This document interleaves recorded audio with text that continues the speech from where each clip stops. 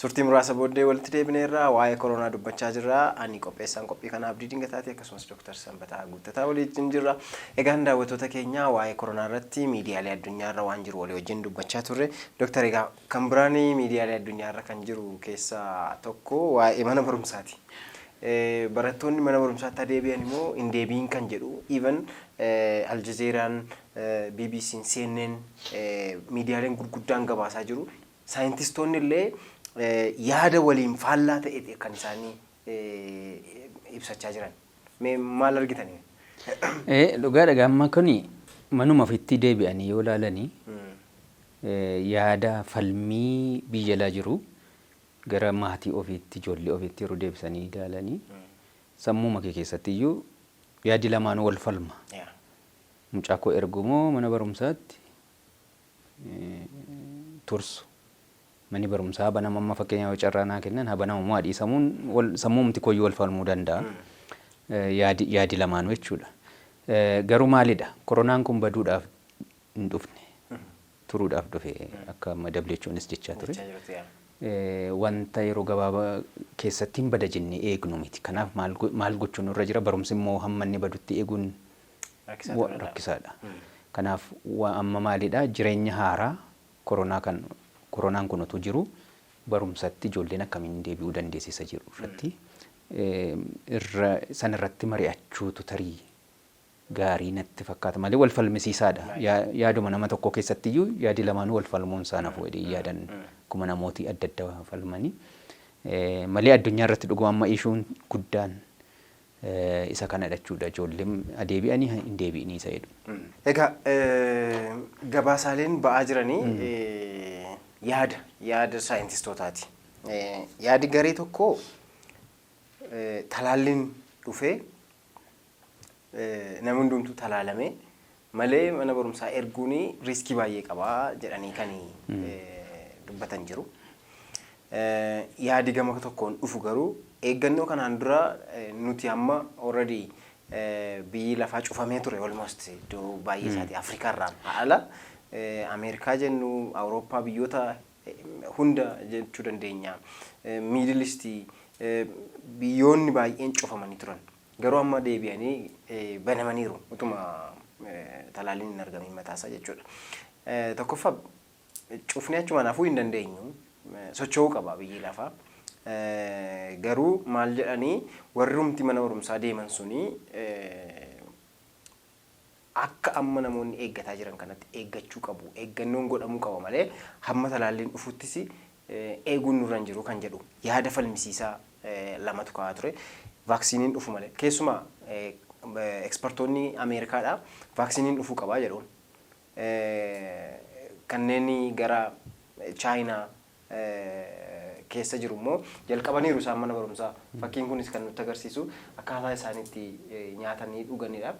Viidiyoo tokkos argineerra gaafa mana barumsaa deemanii raadiyeeshinii wayii tokko keessa fiiganii dhaqanii galuu achi booddee harka isaaniitti kennu harka isaanii saanitaayizii godhaa fi wayyaa isaanii saanitaayiz godhaa fi raadiyeeshiniidhaanii hin darbu maaskii kaa'achuun dirqamadha. Suni hin danda'ama yoo ta'e sana godhanii mana barumsaatti deebisuu qabu jedhu warri gara Chaayinaa. Garuu warri gara Ameerikaa immoo lakki vaaksiniin dhufuu qaba jedhu. Warra amma akka Ameerikaa warra akka UK United Kingdom Ingilizii jechuudha. Warra Awurooppaa biyyoota sossooreeyyiidhaa fi talaallii eeganii talaallii sana uummata isaaniitiin wal ga'uu hin danda'u taasaan. Kanaaf isaan yoo eegan iyyuu wanta sana gochuu hin dandeenye jedhanii yaadu. Gara biyya keenyaatti yeroo dhufnu garuu amma talaalliin sun hojiirra oolee biyya kana dhufee uummata kanaan waliin ga'uudhaa fi hammam nutti fudhachuu danda'an jedhamu ani gaan kun tarii haala lafa bu'eemma yoo hojjetamu jennee ilaalle hammam fudhachuu danda'a. Sana yoo ilaalle yeroo dheeraa fudhatadheen yaadan keessa kootti. Kanaaf akka biyya keenyaatti amma warri moodeliin Chaayinaa kuni biyyoota hiyyeeyyii ta'anii fi of eeggannoo sana godhanii isa sirriitti hojiirra oolchanii tarii ijoollee mana barumsaatti deebisuun gaariidha deeman yaada. Konseptii biraan kan jiru warri Ingilizii jalqaba maalidha?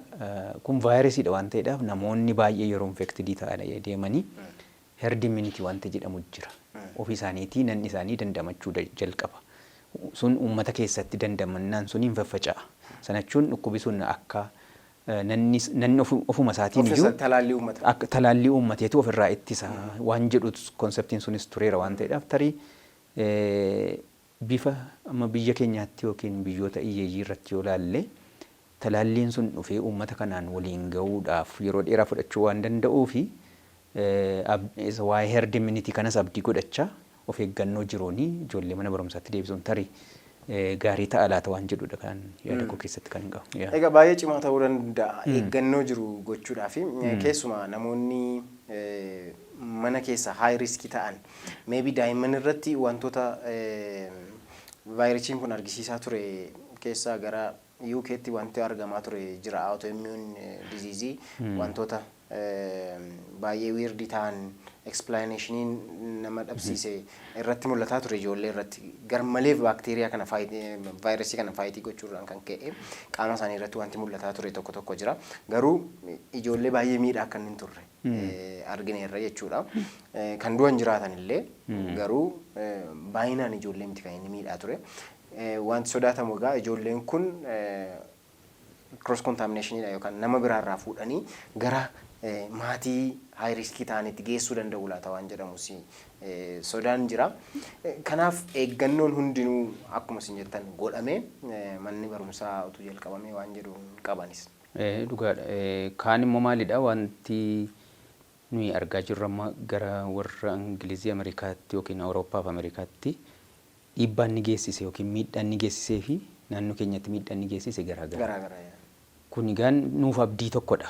Tarii hamma isaanii miidhamne akka lakkoofsa namoota du'aniin yeroo gabaafamu miidhaan inni nurratti geessisaa jiru sababa isaa yoo sirriitti beekuu baanne iyyuu hamma kan isaanii hin ta'u. Egaa wanti kaka'aa jiran tokko vaayirasichi gara biyya kanaatti yeroo dhufu dadhabaa deeme wanti jedhu jira. Waan humni isaa laafaa dhufe. Kaan immoo maalidha hygienic theory wanti dhan jiru. Warri gara Afrikaa faa kuni hygieniin silumaayyuu rakkoo waan tureefi namoonni nanni isaanii ofiisaati akkuma sila jenne dhukkuboota adda addaatti itti baraa waan tureefi ofiisaati talaallii uummachaa deeme. Tarii sunis nu fayyadeera ta'uu danda'a yaadi jedhus jira. Kanaaf akkuma ati jettee mana barumsaatti deebisanii of eeggannoon sun godhamuun tarii cost effective ta'uu danda'a irra caala. Garuu wanti eeggannoon godhamuu qabu jedhamu maal faa ta'uu qabu. Manni barumsaa yeroo weerara vaayirasii kanaatti gaafa mana barumsaa imagine gootan maaltu jiraachuu qaba jettanii yaaddu. Akka chaayinaallee raadiyeeshinii dhabnee dhaabuu dandeenya. Maaskii meedikaalii dispoozabiliidha. Laaqana nyaatanii ofitti hin deebisan ijoolleen. Baasanii gatu.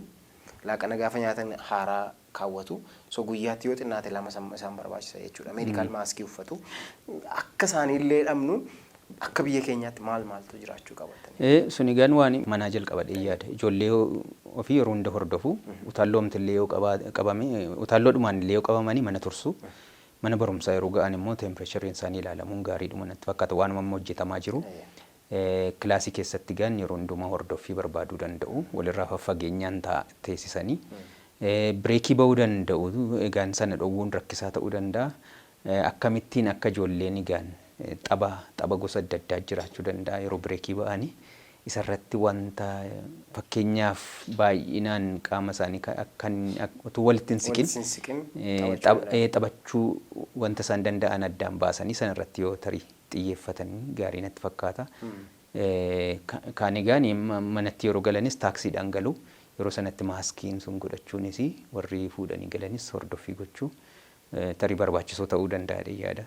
Dhibba gochuun ulfaataadha ala keenyatti garuu hamma danda'amu manaa kaasee karra mana barumsaatii hamma keessaatti hordoffii akkasii godhanii hojiitti deebisuudha. Namoota mana keessaa keessuma umuriin isaanii warra deddeemeef immoo of eeggannoo gochuu fi yoo danda'ame egaan kutaa isaanii tarii adda baasuudha kutaa isaaniitti fayyadaman wanta akkasii tarii hin fayyada deemu yaada. Egaan daawwattoota keenya kan daawwachaa jirtan Yookoo Doctor irratti waa'ee fayyaati kan mari'annu gaaffii yoo qabaattan 724 irratti yoo bilbiltan hakiimota keessan dubbistu. Egaa Doctor sila dubbannee turree siree nuun qabnu dhumaa jira manni yaalaa akkasumas addaraashii qophaa'e lafti qophaa'e baay'eensaa dhumaa jira. Kanaaf manatti yaalaa of yaalaa waan jedhu dhufaa jira. So kiraateeriyaan wayii ba'ee kiraateeriyaa sana nami guute manatti of ilaalaa rakkoo yoo qabaate duwwaa gara hospitaalaa kan dhaqu godhamaa jira. Meeshaa irratti dubbannee xumuru. Sirrii dhagaan kuni akkuma biyya keenyaatti jalqabuma isaa wanti tarii keessuma gara baadiyyaatti wanti irra bu'aa qabu namoota bifa utaallootiin qabamanii yoo mana yaalaa dhaquu dadhaban fakkeenyaaf manumatti iyyuu adda obbaasanii hamma utaalloon bifi utaalloo fakkaatu sun irraa darbutti qophaa yookiin kutaa yookiin goleema tokkollee ofii isaaniitii qophaatti ba'anii maatii irraa adda obbaasuun barbaachisaa ta'a. Yoommoo koronaadhaan qabamuun isaanii barame fakkeenyaaf koronaamaaf ilaalamanii poozitiiv jedhaman irraa kan hafe mallattoo biraan qaban yoo ta'e eeggannoo mammaa isa fageenya meetirii 2 maaskii godhachuu sana mana keessatti illee namoota mana keessarraa faffagaatanii yookiin kutaa biraa kutaa qophaa qabaatanii saanii fi burcuqqootti gargaaraman kana adda baafatanii isa mana keessatti fayyadamuudha. Bakki ciisichaas adda ta'e jechuudha.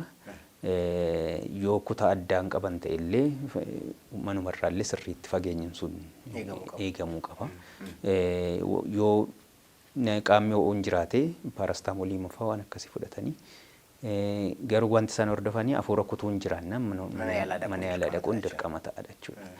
Hafuura kutuufa waan akkasii yoo itti dhagahamee dhukkubbiinsa garmalee utaalloo isa kaanirraa adda yoo ta'e yeroo sanatti gara mana wal'aansaa deemanii ilaalamuun barbaachisaa ta'a. Hamma sun hin taanetti garuu eeggannoo suma jedhamu meetirii 2 fagaachuu maaskii godhachuu wanta itti fayyadamanii qodaatti fayyadaman peennaa haa ta'u wanta itti nyaatan haa ta'u bilbila ofii haa ta'u qophaatti fayyadamanii maatii irraa of eeguu barbaachisaa ta'a jechuudha. Egaa kan biraan teestiidha. Al tokko ergi himanii booddee dabalataan ilaalamuun danda'a waan ta'eef warra mana yaalaa wajjin yookaan warra teestii isaan godhee wajjin walitti dhufeenya qabaachuu qabu. Bilbilaan yoo isaan hordofan gaarii ta'a. Yoo hordofuu baatanis haalarra jiran himanii guyyaatti teestii godhaman ala lammaffaa teestiitti godhamanis himuun hin barbaachisa. Egaa qodaatti nyaatan, qodaatti dhugan, qodaatti fayyadaman uffannaa isaaniillee sheerii gochuun qaban warra kaanii wajjin. Uffannaa isaanii gaafa miicanii ofii isaaniitii yoo danda'an ofii isaaniitii. Namoonni isaan gargaaran garuu yoo miicuun irra jiraate at least guugilii kaa'atanii gilaavii kaa'atanii maaskii kaa'atanii miicuutu irra jira nama biraan miicaa yoo ta'e. Egaa haalli itti miicamuu qabu bishaan hamma ta'e bulluqa ta'ee fi wayyaan sun hin badu yoo ta'e barakinaa fi oomoodhaanitu miicamee akkasumas immoo aduu irratti afamee ergi jedhee booddee kaawayyaadhaanitu tokkosamee gara nama kan biraatti gaafa makaman yookaan gaafa wannoo ta'anii gara sanatti deemanii waan jedhu rekommendeeshiniin jira. WHOnis kanuma rekomendii godha. Kanaaf egaa manatti fira keenya yaalle yoo ta'e eeggannoo gochuun nurra jira. Fageenya keenya eeggachuun nurra jira. Gaafa laaqana nyaata laannuuf illee fageenya irratti keenyee fi deebi'uu maaskii fayyadamuutu nurra jira. Kana jennee egaa wanta of eeguu qabnu hundumaa of eegnee mana keenya keessatti nama biraattis akka hin dabarree fi of eeguu dandeenya jechuudha. Egaan asuma irratti murada. Egaan gaaffii yoo qabaattan akkasumas immoo waan isinii dhiyeessuu barbaannu yoo nu eeruu barbaaddan 724 irratti bilbiltanii Yookoo Doctor jettanii hakiimota keessanitti dubbachuu dandeessu. Torban sagantaa biraatiin walitti deebina hamma torbanitti nagaatti.